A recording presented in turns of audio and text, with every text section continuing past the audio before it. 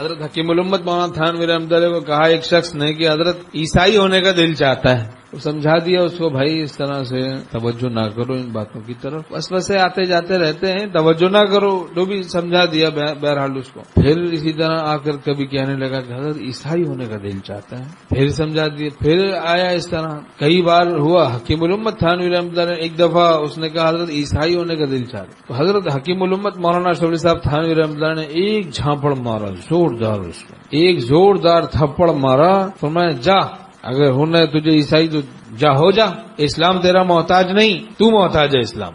وہ دن ہے اس کا وسوسہ ختم ہو گیا. کہا کہ اب وسوسہ ہی نہیں آتا، ایک جھانپڑ سے ہدایت ہو گئی.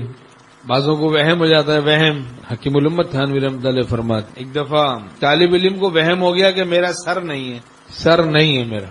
اب مولانا یعقوب نانوتوی رحمۃ اللہ حکیم الامت مولانا تھانوی رحمۃ اللہ کے استاد تھے. کیا عجیب شان تھی. حضرت حاجی امداد اللہ مہاجر مکی رحمۃ اللہ سے بیعت تھے. تو انہوں نے اس طالب علم کو پکڑا اور سر پہ اس کے خوب جوتے لگائے. کہنے لگا حضرت درد ہو رہا ہے، تکلیف ہو رہی ہے، معاف فرما دیں، نہ ماریں. فرمایا کہاں درد ہو رہا ہے؟ کہا سر میں. کہا سر تو تیرا ہے نہیں. کہا نہیں اب ہے، اب سے ہے.